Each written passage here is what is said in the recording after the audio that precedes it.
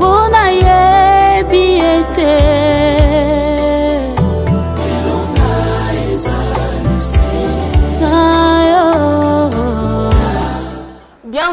Bienvenue sur votre chaîne d'Élève TV 2. Vous êtes dans votre émission Que dirons-nous, une émission conçue par l'évangéliste Jean-Paul Mayata, pasteur de la foi, le pasteur titulaire du centre évangélique de la foi en Christ. Comme vous le savez, ces derniers temps, nous continuons avec ce sujet qui fait couler l'encre de savoir pourquoi la jeune fille est-elle déviergée chaque fois avant d'entrer au mariage. Quelles sont les causes? On en a parlé. Il y a beaucoup de gens qui ont mis aussi des commentaires. On a suivi vos commentaires. Vous vous êtes dit que deux fois la part de responsabilité et j'étais simplement à la fille. Moi, la moi, sozo bungi sa kimo sekanaye yamboko taliba lande bazo pesaye et kulu sunyonso. Ok, eza yé mon côté. Yé mon kona kiboye bo kokate ko bungi sa mo kibo sekanaye et ko sengelanaye azana molonga ni moko pembeni oyo azali ko sungaye po bakende ko kweisama na ko bungi sa virginité ya bolenge ya moi si. Maintenant le lot toloba kete tozala biso mon côté na kati etando tozala pe na ba papa bango pe ba ebisa biso est-ce que réellement eza bango nde baza source ya bobungisi ya elenge moi si mo sekanaye et puis toko solola elongo na bandeko basi toza na bango na kati etando ike na sima na ngo nde tokozwa avis ya ba médecin bango ba yebisa biso ba conséquences nini ezali na kobungisa kiboseka yambo ya kokota na ndako ya libala to pe ba avantage nango eza nini et puis tokozwa conseil et pas ya minganga ndenge boyebi lelo to babi le femme d'abord. On va commencer avec le femme, elles sont là. Je vais commencer avec Sephora Ndoa à qui je dis bonjour. Bonjour Josiane, bonjour Nabalandinho, c'est DLF TVD. Yesu Masi à Nazareth, Nzamba Solope à Bomoy à Pambolapine. Merci beaucoup, Sephora Ndoa. Elle a parlé un peu douce, mais on la connaît très bien. C'est une fille très chaude. Lorsqu'elle parle, elle se déchaîne. À côté de Sephora Ndoa, nous avons Fanny Djonga qui je dis bonjour. Bonjour Josiane, bonjour Nabalandinho, c'est DLF TV2. Au Bazolanda Bissona, que dirons-nous? Ok, merci beaucoup. Elle a toujours été douce, trop calme, mais ma conseil qui t'a du marapanaye. Et puis de l'autre côté, nous avons notre Dada Jaël à qui je dis bonjour. Bonjour maman Josiane, bonjour Navalandinho sur la DLF TVD. Bienvenue à l'émission Que dirons-nous? Merci beaucoup, Jaël. Comme on vous l'a dit, on l'avait dit au départ que nous sommes avec les hommes. Celui-ci que je vais présenter, il est marié, responsable, père du foyer. Il s'agit bien de Monsieur Fortuna Kiakou à qui je dis bonjour. Bonjour Maman Josiane. Bonjour la bande de Bonheur sur la DLF TVD. Merci beaucoup, cher responsable Cap. Nous l'appelons affectivement Cap. À côté de lui, nous avons un grand commentateur, un grand présentateur. Donc, vous les connaissez quand même avec notre magazine Bassango Nabiso. Il s'agit de Monsieur Héritier Kanou que je dis bonjour. Bonjour Josiane Luyango, bonjour Nabalandinho sur la DLF TVD. Bonjour Kazer Bolanda. Que dirons-nous Ok, merci beaucoup. Comme on l'avait dit au départ, nous allons réellement savoir la part de responsabilité de l'homme dans cette affaire. Pourquoi la jeune fille quinoise perd-elle sa virginité avant d'entrer au mariage? Donc, on sous-entend qu'il y a une part de responsabilité de côté de l'homme. Je vais commencer avec Sephora Ndoa. Elle va nous dire quel est l'apport de l'homme. L'apport de l'homme dans la perte de virginité de la jeune fille Sephora. Merci Mingi, pardon, merci Mingi, maman Josiane, pour la question, en tout cas, il y a une question madame vraiment. Et là, qu'on a la jeune fille, le bazo perdre de virginité avant mariage, cause Mingi et ça la paix garçon. Parce que tout le monde a qui la fois passée, tout le bel qui yaya, maman, mais cause à l'élo Mingi et ça la plus et ça la garçon. L'élo tout le monde a garçon et l'élo bazo l'inga pour responsabilité. Baza trop complexé, tu vois. à cause de la banine fille mon a pas si mon a battu a vu mouké a dévierger et du coup tant moi mobile wana comme na ba possibilité moi ebelé au moins na mobile na comme koloba ke non fille oyo aza fille à niveau na ngai te aza fille moi ya basse classe et tout nyonso wana eza complexe azo ko ko assumer ba ki responsabilité na été donc les hommes tandis que yo kana c'est ça oui toza toujours la place de virginité oui wana tant mosusu peut-être azo ke koluka fille oyo tant mosusu aza na possibilité. Tu vois, à s'engager, peut-être pas fille, oui, à la possibilité. Tandis que ce qui est au bito côté dans la Bible, na toko développer Sephora toko développer il y a Sephora à Ibibiso premièrement ils ont une complexité à bana mibali des tinda kabango bakende koluka bana basi et puis tomber avec de vierges pour le deux vierges. Donc s'il y a des filles, une majeure partie des filles qui sont deux vierges de nos jours, c'est parce qu'il y a des hommes, il y a des garçons qui sont complexés nde bakenda koluka ba jeune fille pour nos deux vierges. Mais nous aimerons aussi avoir la vie ya maman Fanny, tout est apport, il y a moi dans mon bali, na bobungi si il y a, je ne sais même pas comment dire ça vraiment lingala, très tôt il y a virginité, il y a la jeune fille, donc apport il y a moi mon bali les années. Merci beaucoup Josiane pour le message, pour la question. De ma part, na koloba ba mibali pe bazo contribuer beaucoup plus na bobungi si qui moseka ya bana basi ba jeune ya lelo baza ba coureur des jupons, donc bana mibali baza na bas âge okuta bango na ekiri na ba firme pornographique masolo musu babeta ate zaka ya petit wana ngakutu na liaki ngakutu na salaki boy tellement ezokota pe kati na bango makasi yango ezotinda pe na ba oyo nanu bakomi voir même pas na âge wana bakende kobebisa kibomo seka ya bana basi. En tout cas par na ngai. Donc de films pornographiques, des images bizarres ainsi que leur papotage d'Arabango, kokende koluka deux filles pour sortir avec, et raison pour laquelle il y a deux filles aujourd'hui déviergées avant le mariage. Ok, j'aimerais encore avoir la vie de Jaël. Tu penses quoi? Quel est l'apport de l'homme dans la perte de la virginité de la jeune fille? Merci beaucoup Maman Josiane pour la question. Moi je dirais qu'ils ont mauvais cœur. Pourquoi mauvais cœur? Parce que jeune garçon soit cause d'un moins qui il peut avoir 18 ou 20 ans parce que les autres les font n'a pas meka. Et quand il est allé accoucher une fille était vierge, à dévierger, na ajamukiwana, il n'est pas comme un gang parce qu'il y a d'autres garçons qui disent il y a déjà des déjà des vierges. Moi je sais comment les faire, bazali babeta masula ngana ebi. Nebni basala ngo aebi mais elle a déviergé à l'ékinzela à continuer. Nous sommes les amutema mabe. Ntama bien makasi ne mutu ezala ba mibali ayeka ka nyokoli mwana batu ataninga ko faire souffrir et après asimizela akoma lukani ba fille mususu. Merci beaucoup ya Jaël, le argument non vraiment personnellement je mets mauvais cœur. Parce que beaucoup de jeunes habillent, moi je l'ai déjà fait à une fille, donc je pense encore le faire. Vous avez entendu, il y a Sephora à Ibse qui bisse qui complexité, il y a Banami Bali, Maman Fanny Alobi, effet, il y a fréquentation, il y a ma bena, image, il y a compromettante, et puis il y a Joël et que bisso, il y a problème, il y a mauvais cœur qui monte Maman B. Alors je vais partir du côté des hommes pour nous penser à la par rapport, il y a cause qu'on a besoin basi relever complexité mauvais cœur image moko ya mabende tinda kabino pona ko luka ko baby sa ba fille o baza mosika ba koma ba dévierge. Je vais commencer avec monsieur Cap. Oui, merci à Josiane. Non qui passe makasi kotala bande konde balobi de ma part na ko lobelo ke sala ke ba fille ebele lelo ba perdre ki mosika na bon et à lokoso.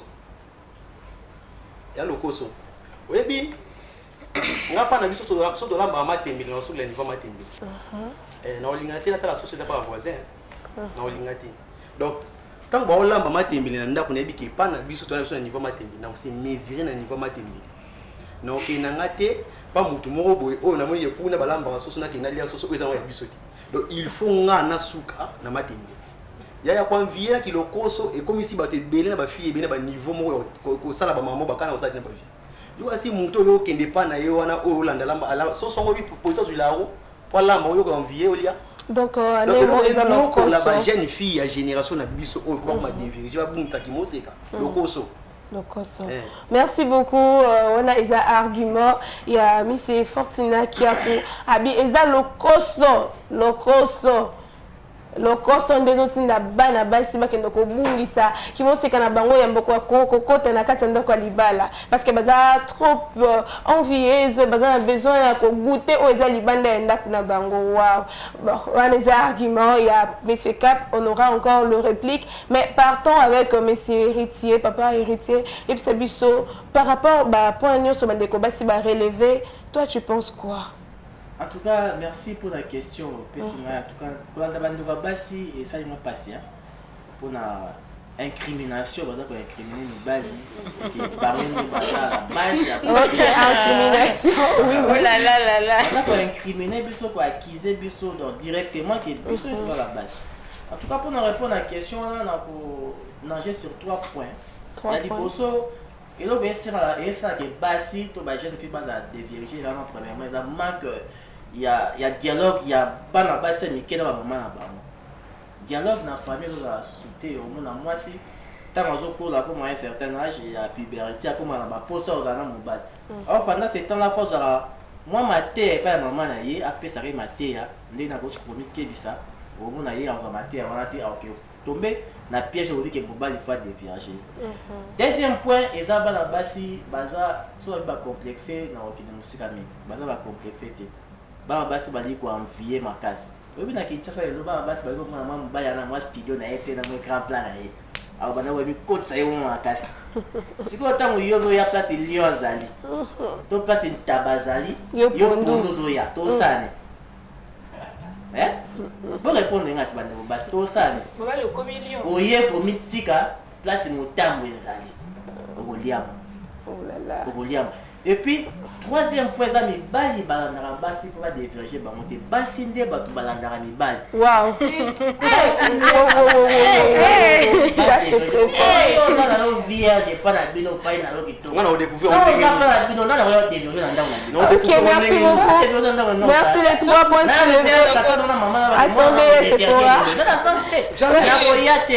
Bino basi ne boya olana ni bali yango to na piège wana on a déverger. Donc on appelle 3 points complexes en vie le koso au cap autour de la sucre il y a ça qui basi basa déverger. En même temps les filles aiment partent à la recherche des hommes pour pas qu'elle décoluka ba déverger ba. C'est très fort et c'est fort tu allais répliquer.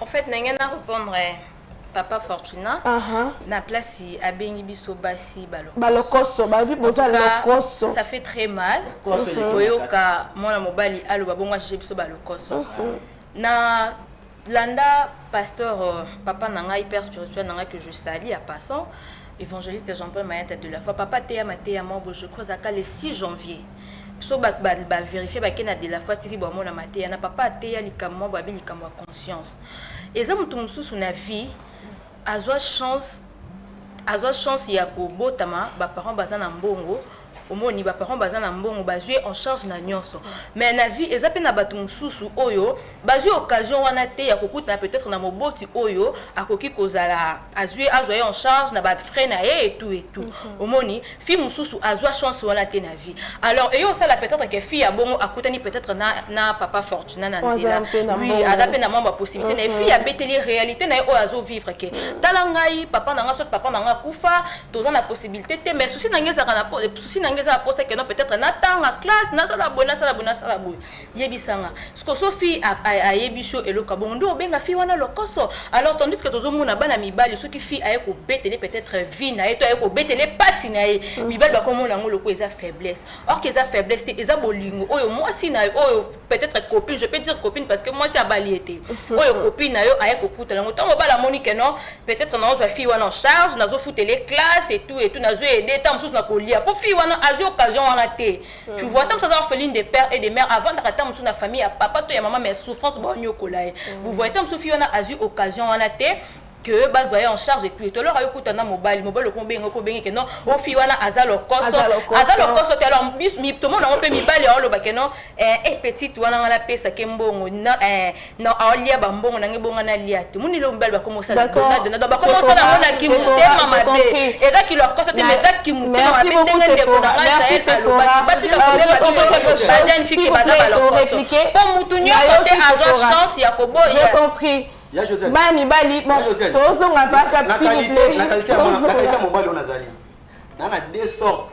Ya ba fille oyo lelo yo ngai so na moni kaone komeli bango et ki basela kwa mobile na oka passe na motema na osili quand même. Ya liboso. Omoni bano babimanga na tongo atiki ndaku na bango. Ati moi plateau na bitabi. Moi, 10 ans, moi, 15 ans. Mais moi, je vous informe qu'il y a des filles qui ont 10 000 francs par allez, j'ai ma fille, elle est là. Ce qui est là, on a écouté un jeune garçon. Il y a des cas où on a des filles, il y a des sundoli. À ce moment, on a aussi des passes dans le thème. Au moins, bana basi musu bazaka mama atangisi na pasi mama teka mapa afuta imona institut université tout point za maïla tanga ba ka ba fila ngwana akuta na mobali momba escroquer asali ba ventir ba blo bon esala pasi na motema mais ba jar ya génération na biso ba fille lelo ya ki lelo fille atambo na catalogue na liste fille ngwana bebisanga ke so to lobi lelo ba mboka na biso Congo oyo ba mboka na biso ke lelo to bana la sélection avant libala ya ba couple belé ça ba carbone si vous voulez bona ni ya zela si bisa to tika ko lobela ba ka mususu génération o ya biso on a ba génération jeunesse na biso o ba fille ebele ba comprendre que eza modi eza maudit merci beaucoup lokoso kapa zozongela eloko mingi papa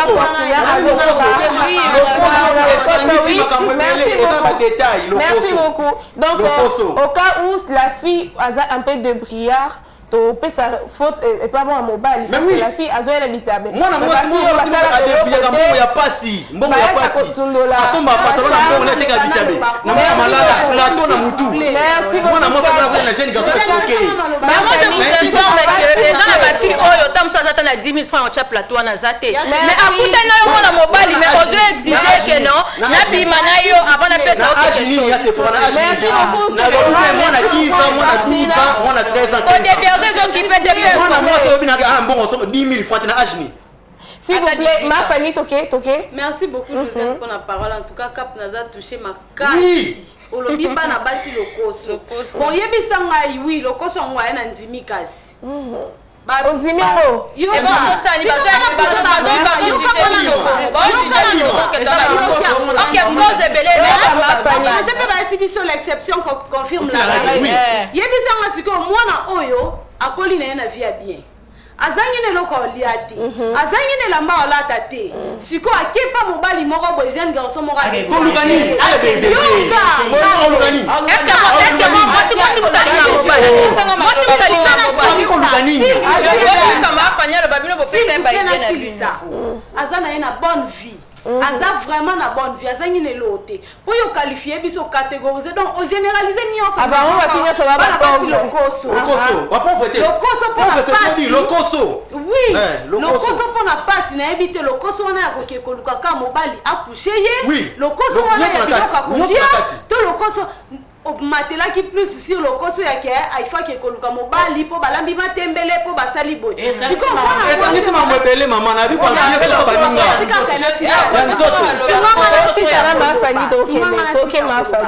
mwana mwasi oyo akoli na vie capacité balobi pe à force de trop écouter mato ipe lembaka pour mwana mwasi ke kokuta na mobali na ebite so okosanga ke te mwana mwasi ndaki ko approcher yo ndo banda ekoloba na yo banda ekoloba na eti bo se retrouver bo komi pe bo coucher na a perdre ki bo moseka na e cap s'il vous plaît toza bato yebisa ngai na lokoso wana yo lobi parce que mobali yo ndozo ye pa mwasi yo ndozo ya mwasi aluka mobali yo mwasi aluka mobali yo ndozo ya koluka nga Mano yo. Ma fanya bibi bala lo ba komo bo sadi test men en relation comme déjà possible. Tala niveau. Bino mi ba. Bon bino bo ser. Bon bino ba tu bo bandaka. Na zongo kali susu te. Patati patata bino de bo banda. Moi c'est pas s'il vous plaît. Moi na moi si, autant la bonne vie. Au revoir le mobali on a gagné. Moi na moi ça. Moi na bonne vie. Ma famille yoka. Obi que moi signor so ka comme na âge et de la dans les filles bodan na mbongo ou pas moi signor so comme na âge moko il faut déjà avoir déjà fiancé. Au moins yoka. Pas na âge à puberté moi signor so pas pas dans âge à puberté. Moi dans âge à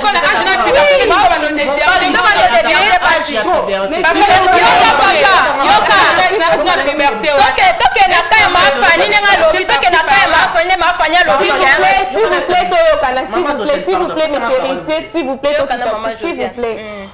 Tozo Lobela, apparemment Tozo Kende, ma télé est comme au moi mingi, Tomando Lobela déjà sur le cosso. La CPL vraiment n'a pas ma famille à soulever. Pourquoi? Parce que dans Badur, il y a Monsieur Fortuna, là, Monsieur Héritier. Apparemment la fille, elle a toujours envie parce que baza matembele pas na bango et qu'il faut apporter regard libanda à kende ko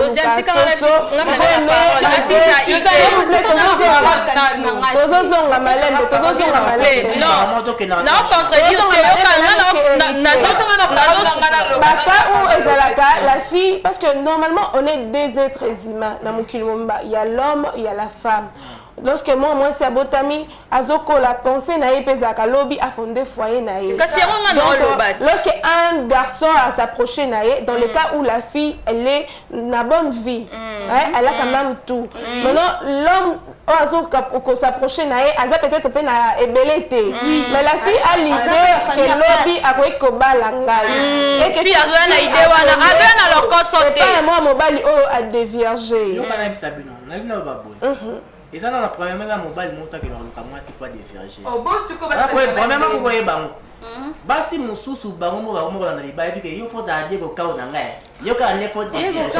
Et ça na basi ah oh il dit au ka otia. Ali ndia za mobile na liboso yo a des vierges. Mais par amour basi mususu bango ma ko dita ma mibali bon. Non pas yo ka la ne faut dire. Ai na lukiote. Ceux qui ont beau il peut que des vierges vont comme on appelle une année 2 ans sans faire l'amour. Alors mibala lelo bakoka kangote. Bakoka kangote. Ok. Parce que le pour moi la maman. Papa s'il vous plaît. Vous soulevez pour moi la capitaine. Les lots. Ceux qui ont dit attends OK fille attends azoya nazo pour la permettre là OK non comme matina mariage. Oui papa dans la Bible. Moi comme nous dans le bas. Et dans la Bible. Bible dans la Bible bongo dans la Bible c'est pour le dernier verset. Et dans la Bible. Et ça bibliquement comment comment la Bible. C'est pour yoka. Si vous Soko des vergers moi s'il faut balayer comment mi na Bible. Et dans la Bible. Na livre ni. Papa et dans la Bible. Est-ce que vous permettre que la tanga verset wana. On peut s'en bon accorder la tanga verset wana. Social balobi et verset. OK. Pour ça pour mes amis. Le faut comprendre des amis. Mon bali a fallu na kuna. Bino mo bino mo da la yoka. Ya ko benza la vie abana ba bali. Nengo lo bito ba cause. Et ça peut na basi musu ba déchasta mi bali basali. Jamais. La bino mo ba mais c'est mais non biso tozawa tofandi ntango lobi nanga ke bana mibali baza ba cause ya ba malheur wana oui mama Fanny Jonga oui papa boule siko jeune lolanga natekaka natekaka biscuit na re supposé ya tranquille na carton na sa moyi mais na beauté na ngai na oteka biscuit moyi wana ba mbango biscuit so na fille moko boye alanda anga so mwana mwasi wana aolandaka moi ba bénéfice ba biscuit wana a gagné un plus na mbonga biscuit yoka ba diwa so devina yi nelanga osomba treling e misika abino ya gusi malembe ya treling malembe ya malembe osomba nga treling eza na prix nango okosombela nga plante eza na prix nango okosombela nga téléphone eza na prix nango tolonge nelanga tu es les langues dans moi ni jouer bablo moi et même biso sikoyo et même biso supposons dès tu sois moi mo ba 6e né za ka rentrée scolaire tout 6e et 5 ensemble au renforcer ba kai ya baboti donc to comment père aleki deuxième parent yo ka ya comme parent papa donc comme les parents ba kai on renforcer ba moi ça vierge aka vierge au somi babiki ba kai kai ba ni décembre Pana baba bibi ko bimana yi. Aka vierge, babi te asa vierge. Babi ka imba ni wana. Otini ba moi soso moi loso. Bilamba rolata. Ya yi. Zela. Aka vierge. Hospital yo loko moko. Aka vierge. Zela na tilisa, zela sisa, aka vierge. Eza pe ma bête, et bon eza pe ma bête. Zela na tilisa mama, zela sisa. Tant na décembre na sombi bongo sili. Janvier leki. To yo koma sikoyo février. Kabino, le 14 février. Kabino, Bino mo komisango. Le 14 février. Février l'équipe Belinga le 8 mars. Bon ka so calendrier, bilo ka ne wana. So intérêt à moi. C'est là nani. C'est réalité, c'est là nani.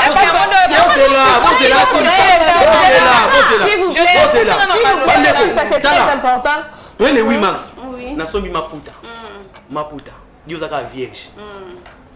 Tolongwe le 8 mars wana tobandi ko kende ngai na komna studio nanga oya na ndako okomboli obongisi ndako ozwa liputa no réserve ota na ndako wow décoder le fandi wana yo na ba film nyonso sili sa ba série nyonso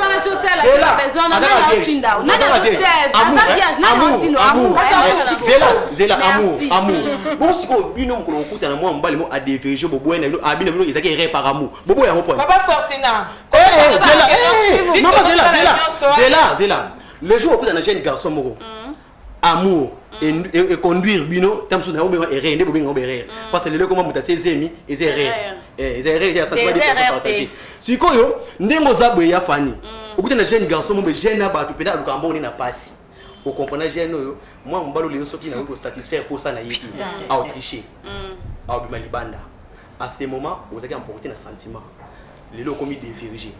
Un moment donné, au télé ba qualité moi mon bala na ngaka na oyo za ngoli lelo et simba penati me dit ka moi vie comme moi c'est compliqué tant monsieur pose ça c'est vraiment mis sur ma flou mis sur échanger forme on ngota moi make-up on so yesinga ba mema ka yo tam susu na shopping mall yo ba mema ko tam on fana na kimbuta ozo ko ba mema na place moko ba place moko ba ils ont concordé sur tellement bali wana vie na ye siko moi mon bali wana lelo soki abali yote o banini yebta baby ça ki mo se kananga.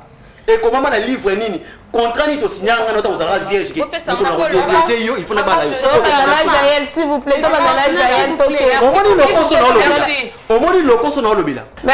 merci beaucoup Cap Lokoso ya bala basi na garnioso donc kolia kolata dépense à makasi tindika bala mi na yete Lokoso Eve merci beaucoup Lokoso ya Eve merci pour appris de comme la Joseph. Merci. Moi ça me cause en pas Joseph. Moi si à mon compte. Pas bien pas Joseph. Moi ça me cause. Moi ça me cause la vierge.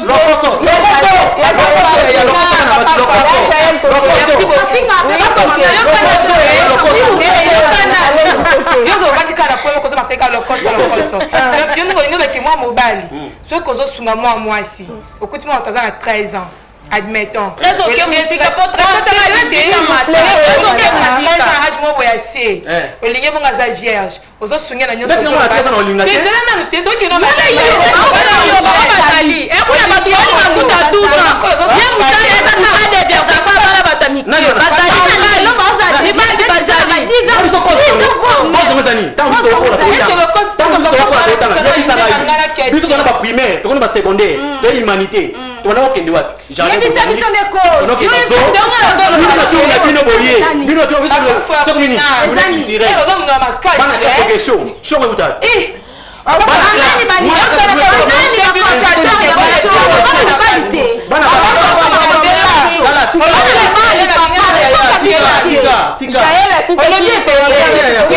on dit que le cost est-ce que nous permettre que mon bel comme au sein de la moitié aux autres dépenser aux autres foutre à la classe aux sont à la il faut que ma cala moi la bataille disait non la si ça que oui ma camo belé non celui to va moi si na quoi na sungi à 6 classe to lingana to bimi et quand moi libanda comment c'est libanda ce que nous c'est que amona libanda ce que mon cause encadré bien est-ce que c'est les nyonso au swingi et au Na ba fuki mukide, class encadré, parce que les pas bilanga moi.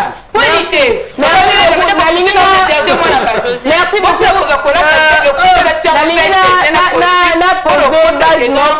Sur ce point, vraiment c'est trop intéressant sujet Oyo. Mais il y a aussi des filles. Moi je connais une fille, elle a une bonne vie. Ma bimana garçon par amour. Garçon na bazana vie mais comme médiocre. La fille ne dépend pas. La fille a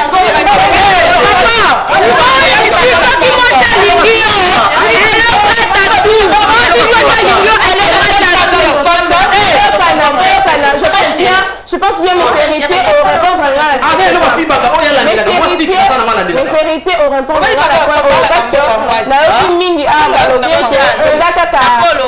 s'il vous plaît au cas sérieux par rapport à la fille donc elle a une bonne vie, elle ne manque de rien, au contraire, et c'est la fille née à soutenir les garçons. Mais comme il y a un certain temps, tellement que Balingani, l'homme le dit, ce que l'ingangay, au-delà de moyen, il faut accoucher nangai. Il faut accoucher nangai parce que hormis l'argent que n'a pas la plus grande, il y a preuve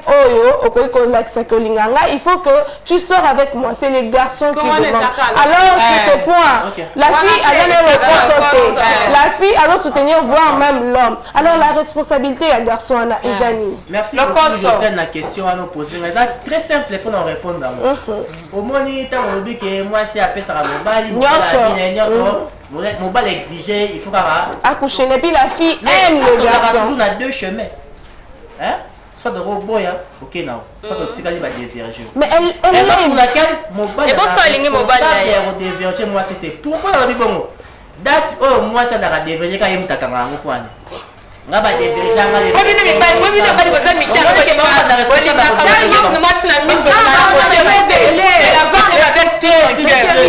Mon bali n'a qu'à très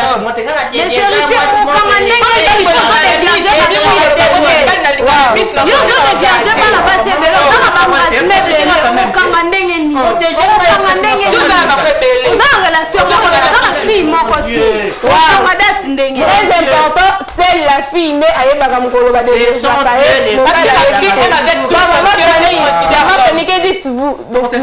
Maman Fanny. Merci beaucoup. Aussi, ça peut être parce que oui. Yo le bika biso bana basi eza mobali mota kanga date wa de ça te mais moi si yakanga toujours date parce que moi ça linga avec sincérité moi si alinga avec sincérité réponse na moi ça linga avec sincérité faut boire moi ça sincérité Josiane yoka papa bino ko lobito yoki bino ozana répéter maman Fanny dit bande ko lebisa mi ba de humilier biso trop yoka nanu non besoin humilier biso trop Josiane nangi na zonga na moi mukesima parce que au leka qui place wana moi mingi ça me fait très mal ko yoka bande ko biso mbane bazo traiter biso de lokoso tandis que bango moko be baza bande ko na bango ya basi yoka na biso lokoso moi mobali soki au dévierger moi si oza obligé au bala moi si on a bango batuninga yoka oui bango batuninga et programme na bible na lingi na tanga na Exode chapitre 22 verset 13 yoka non papa yoka ko tanga bible yoka ko tanga non si ça ité non loba si comme na si c'est des programme non loba yoka Josiane bon ba lobi que non et comment la verset ni au-delà de tout yoka maman la pardon Josiane au-delà de tout ba que non toza bana nzambi verset eza na Exode boza na bible na beaucoup ozwango eza na Exode chapitre 22 verset 16 tina 17 si un homme séduit une vierge qui n'est point fiancé et qu'il couche papa yoka zana silisa si papa tikanga maloba ngam na maloba ko si maloba kinga na kata ko maloba te tikanga na loba s'il vous plaît tikanga loba alors si un homme séduit une vierge qui n'est point fiancé et qu'il couche avec elle il paiera sa dot et la prendra pour femme. Omoni, mais dans l'exode, aux hommes français, au français maman, au record il m'a biso verset oyo. Un homme séduit une femme. Moi c'est mon homme séduit mon bâti. Jamais moi c'est l'inga mon bâti. Attends.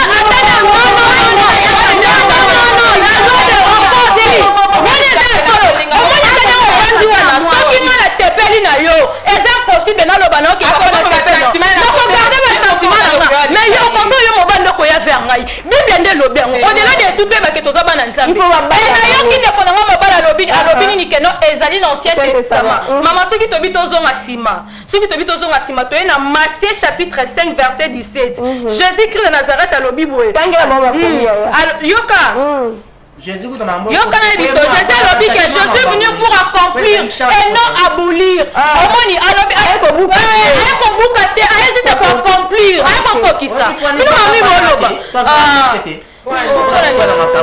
non papa toza bana nzambe verset yango yo ngai napesi bino baverset yango eza biblique napesi bino baverset yango eza biblique mondeko nanga mobali comment namoni meseka baotanga yango déjà abi passage wana boloba il faut ko raisonner malamu papa nanga boloba kate mpona koloba te otoloba ke komoma na verset otoloba ke komoma na verset mais c'est biblique oui bino mibali boza bacause yebisaka fi oyo yebisaka ke no jeune fille mobo nga na otoloba makambo pasteur de la foi papa wana eza kamu sujet na biso azali mpona nini bajeune garçon bazodevierge basi na bango me bazodevierge bafille babala bango te oyo ananu s'il vous plaît Jaël toyokana Sephora a soulevé point moko très important et puis a appuyé na ba base biblique que moi mobile a séduire to a sali ba avant c'est pas moi la moisi et que abimi na a dévierger la fille il est obligé il a kobala namoni papa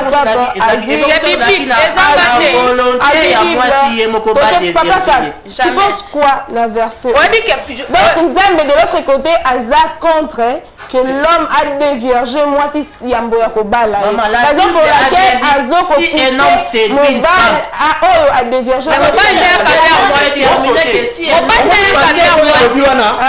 de la femme lingate bo sotaka tout droit si un homme séduit une femme on saute on a l'obligé papa un homme séduit donc si séduit voilà si c'est pas l'homme qui a séduit mais bino mibali nde boyaka vers basi yo mbande te moto baketa mama nga na sepeli est-ce que moi si nga na pesi jamais nga na otopeka exemple ma pe koza nga na sepeli na yo mais nakotika koloba no te nakufa na basentiment na nga na motema nakokufa nandimi kasi eza bolingo eza niveau ya koseduire mobali seka akomi na esprit ya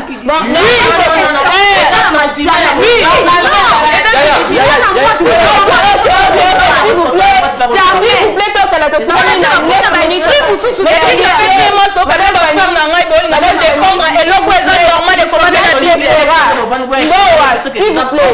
merci beaucoup. On est là pour défendre les hommes. S'il vous plaît, on est comme des jeunes à Souka. Moi, je me dirais que Tozwa, avis et ma médecin. Nous allons prendre à la fin, bien sûr. Mais avant cela, je me dirais que messieurs héritiers, Papa Cap, Binomo Kobo Ibsa Bisso, vous trouvez ça normal qu'un homme puisse dévierger une fille vierge sans pourtant la marier ou la doter? C'est Cap, non, parce que tu comme jeune à Souka. Et puis conseil et pas dans mibalo basala makamwala. Maman Joselle. Non, pas dans basi. Hormis qu'il a encore son responsabilité à moi la mobile. Yé moko. Pas na basi. Nga na mobile. Na bota na famille moko ona roloba. Na za bande kwa basi na bande wa mibali. Parmi biso so bana na woza mwa mbali moko, mwana moko ya liboso. Ona bali na lati alliance na boti. Nana mwana mwasi moko te o abakino nataka ye zemi na sundola ye akeko murmurer ailleurs na kombo na ati. Réalité vie. Na maman te komila biso, na ba discipline na vie. Boso ya conscience. Donc ba mi bala na bazwa conscience. Soki lelo bana mi bali ba tomber na ba erreur ebele. Maman. Ba fille lelo ba mizomi kota obiso na bilo na ba lokoso. Pourquoi na ba lokoso? Bande ko na biso ya basi. Tout ça fait bref pour toi. Bande ko na biso ya basi bazo ko se discipliner te. Pour na banzoto na ba mo premièrement. Oui, mais les yo, au bimina moutouma, vous connaissez, vous moi sorti, moi quelque part. Bolier, Bomeli, Bozongi. Comme ça, tout le monde a besoin de 23h01. Alors, on a un peu 23h01. À quel point on a pas eu à la femme en bas, donc, manque de discipline, tu ma fille est disciplinée. Merci. Donc, PCK par rejeter faute pas ma fille, habillement qui a discipline. Désolé, ça la Kéba, c'est d'accord facilement. Je vais prendre aussi la vie à Jaël par rapport à cela. Merci beaucoup, maman Josiane. Ils allaient faire bref pour te conduire à la souka. Oui, je ne sais pas parce qu'il y a déjà le mingi, mais je suis tentée. Bah garçon faut pas dire manan. OK, responsabilité. Pas de responsabilité OK. Biso yeba mi bali toza mabe. Non, on dit pas responsabilité na so na bali mo. So na bali on demande. S'il vous plaît, to komi na la souka, pas contradiction za souté OK. Ba garçon ba na responsabilité. Atoza na ba posa ngo ezo tanga ta ninga bazolo ba nga ku dana sala fi mo boy. Yo vanda kanga sentiment na yo. Aller de vierge une fille. Parce que nous avons moi siana parce que nous avons parce que nous avons sombelé lipa parce que nous avons kabelo nous avons sombelé baboye et que nous avons lia bagarre pas se maîtriser ba tika bilo ko c'est pas bon donc ba mi bali ba merci beaucoup conseil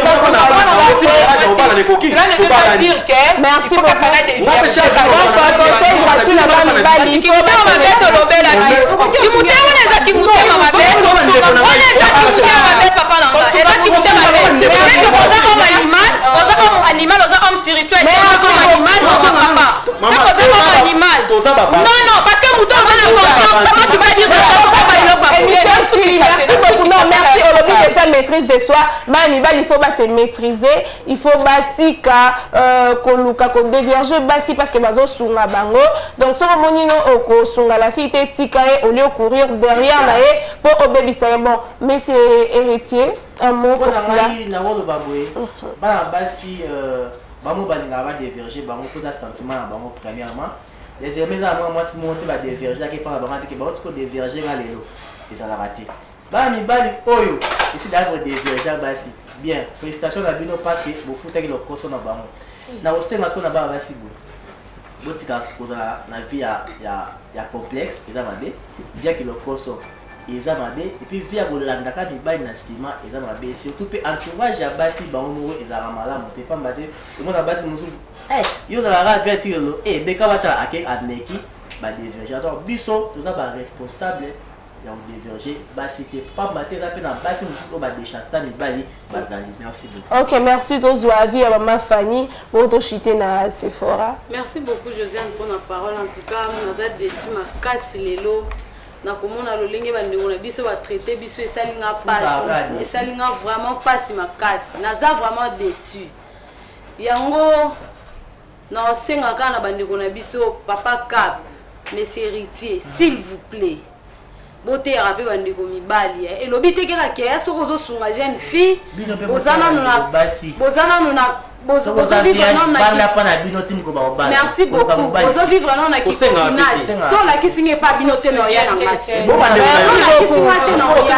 plaît do chiter déjà maman Fanny nazo conseiller kana bandeko na biso basi en tout cas lelo ngandeko na bino na déçu parce que babi biso basi paye to décharge taka mibali na éviter na lolenge ni il faut ça la émission yango mo ozaka le koso ngonde kapazolo bana éviter so ya nini bandeko basi na bondeli bino na bolingwa nzambe na bolingwa Yesu Masia Nazareth to mibatela ka mibali biso to olanda na sima bangona pe bafinga biso okeye pana ya sakani nawa atosana yo kamo pesi mukongo na sima tikala sangi biso moni ye lokoso kutayaki ye moko yaki omukanga to mibatela ya to kanga merci beaucoup bana basi babito kanga makolo somba kumbala soki kadena sa fongola kanga boka babana fongola na mai ya Sephora. Josiane, merci pour la parole. En tout cas, Nassali vraiment fière. Koyoka bandekolanga mibali ba tenir langage par rapport à biso bandeko na banga basi. En tout cas, ça fait très mal parce que nga na olinga toujours kozonga na Bible. Mais vu que temps eza muke dans la bref, et là on a ko loba na bandeko o nyonso ba baby ça qui virginité ya basi. Et que olobi ke na ko bala fille wana te o pona bwe parce que nga in aliambongo na nga patati patata. Omoni nzela nini nzela ya chemin ya retour ezali bo se repentir nga nakoyesa bango ke no chemin ya retour eza repentance na bana mobali oyo nyonso adéverge mwasi eke fille wana alelaka ti lelo Josiane yokana yebi papa toza bana nzambe Josiane yokana oloba eloko oui face à la repentance toza bana nzambe eza na bajeune garçon ebele lelo Josiane Josiane aza maloba s'il vous plaît Josiane naoloba eloko moko yoka Josiane chemin ya retour eza repentance na bana repentance chemin ya retour eza repentance na bana mibali oyo nyonso badéverge bajeune fille soke babala bango eza kolioka yango pour preuve tozomona jeune garçon ya lelo abali mwasi azobota te mais azorejete faute pas mwasi ke oyo nde ta mosusu otambolaka mabe ale passé non or ke bamama eza lokuta ta mosusu bana bato adéverge bana balelaka na komo na bango alors papa na ngai chemin ya retour eza repentance ko se repentir chemin eza na bible chemin ya retour eza repentance au-delà de tout ebake toza bana nzambe bapropo boteni tosope na bote elasake boza ba homme animal boza ba homme spirituel te boza ba homme animal boza ba homme spirituel te boza ba homme animal celui qui a laissé plutôt aza na Saint-Esprit akoki papouye bapropoko bino moko okende baparke na batribunal na moi ke jeune fille moko ofunda mobali mpo adévergaka bana ye te